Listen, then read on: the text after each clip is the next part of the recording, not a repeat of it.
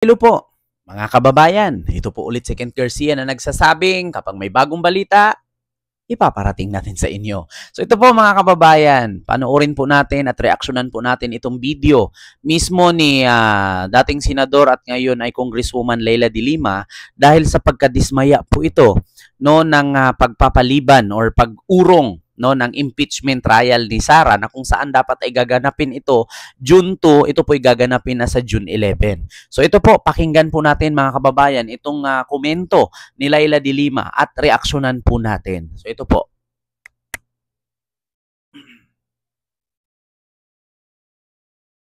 Ayan. Tayin nyo po mga kababayan. Na hindi na raw uusad ang impeachment case. Philippines, Russia, and Bulong. Na hindi na raw uusad ang impeachment case laban kay Vice President Sara Duterte. Dead on arrival daw. Kulang daw sa boto. Tapos na bago pa magsimula. Maging ang Pangulo, tila nais ipakita na wala siyang kinalaman o kagustuhan dito. Pero malinaw ang tanong, susundin ba natin ang proseso o tatalikuran ito dahil sa takot o kalkulasyon? The Constitution lays out a path for accountability. It begins with the filing of the complaint, moves to the House for deliberation and action, and proceeds to trial in the Senate. Each step exists for one reason, to uncover the truth. I've been invited to join the prosecution panel, and I said yes, not to serve any political camp, but to uphold the principles of truth, justice, and accountability. This is not about vendettas. This is about responsibility. This is about courage. Kung talagang walang sapat na batayan ang mga akusasyon, ang ebidensya mismo ang magpapakita niyan. Hindi ang chismis, hindi ang takutan, at lalong hindi ang numero sa survey. To abandon the process is to abandon the people who still believe in the promise of justice. It tells every Filipino that those in power are beyond reach and that accountability is optional. But we've seen this before. We know what happens when process is ignored, when truth is silenced, when the powerful are shielded from scrutiny. This is how impunity begins. This is how it is sustained. And this is how a nation forgets. We cannot allow that to happen again. Not on our watch. Panahon na para muling itindig ang saligang batas. Panahon na para igiit na katotohanan ang dapat maging pundasyon ng ating pamahalaan. Let the case be heard. Let the evidence be tested. Let truth rise as it must, as it will. We have been here before. We refuse to repeat the sins of the past. So yun po mga kababayan. Africa. Ayun po na panood nyo po ang reaksyon ni Senadora Leila de Lima na ang sabi niya ay ito daw ay hindi matuloy-tuloy ang impeachment at narinig nga din po natin. So hindi po siya fake news no si Senadora at ngayon Congresswoman Leila de Lima kasi ito din po ay nangyayari na kung saan nagkatotoo nga na kung hindi man matuloy ay mapupospone na kung saan mga kababayan ay ito nga nakalagay nga po dito mga kababayan. Wait lang po naka-ano nga dito mga kababayan na ipinagpaliban ni Chis Escudero itong impeachment. So ito po mga kababayan ay anuhin ko po, ipapanood ko sa inyo at ipaparinig ko po sa inyo. Pasensya po, may ads lang, no?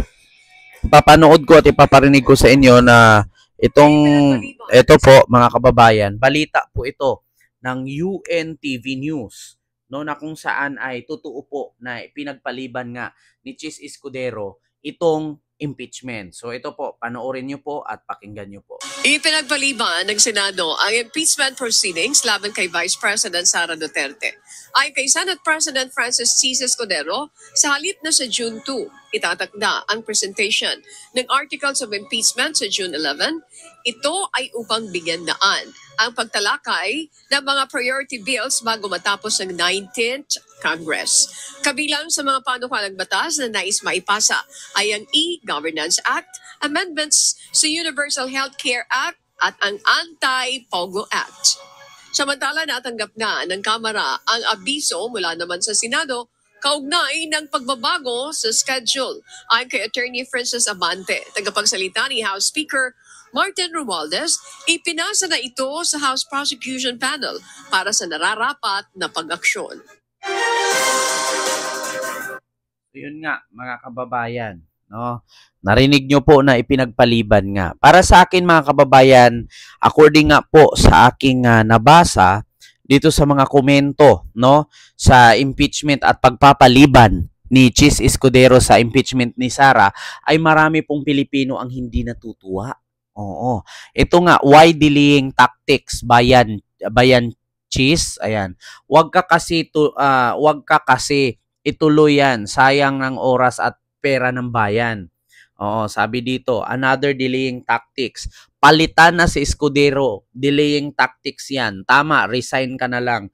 Dapat lumayas ka na, Escudero. Kainis si Escudero. Napapahalata naman na mas gusto ninyo magkakapera kampo ni Sara sa magka-prepare ang kampo ni Sara sa impeachment. Obvious na si Escudero pati mga senator, anong silbi ninyo kundi nyo gampanan ang tungkulin ninyo.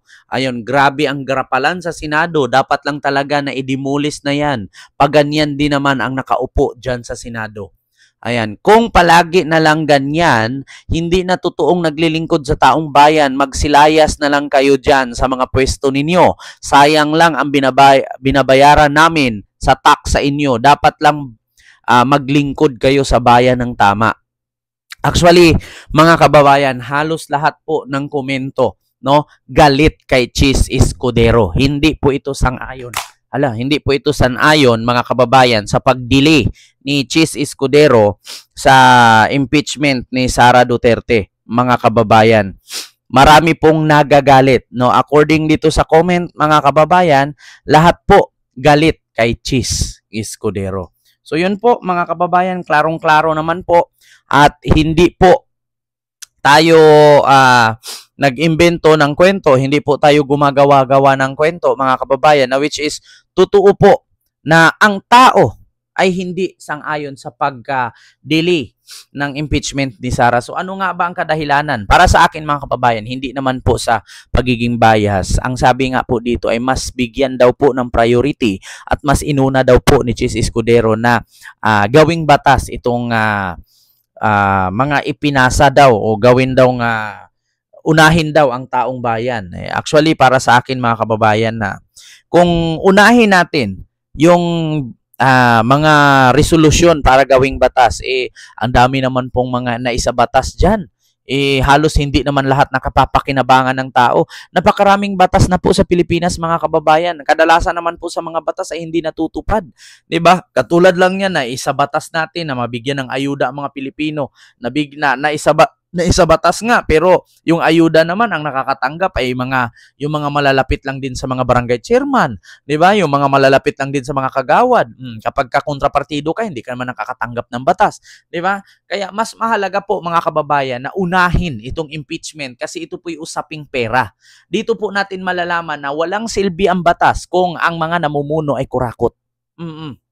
So, taong bayan galit kay Chis Escudero dahil sa pag-delay or paurong, no, ng impeachment ni Sara. So, di ko alam kung ano ba ang gusto ni Chis Escudero. Hindi niya siguro gustong mapalitan siya bilang Senate President, no? Kaya siguro niya ito ginagawa. Kasi pag umpisahan na itong impeachment, malamang kung anong resulta, mapapalitan po talaga siya. Kasi ganito po yan, kung hindi man ma-impeach si Sara or ma-convict, mapapalitan siya.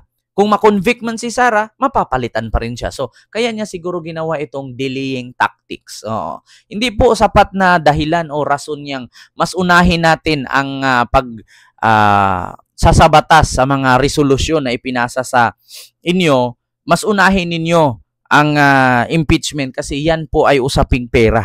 No? So, yun lang, mga kababayan. Maraming salamat. Galit ang taong bayan kay Cheese dahil sa pag-postpone ng impeachment ni Sara. So yun lang, maraming salamat and see you next vlog. God bless. Thank you. Bye-bye.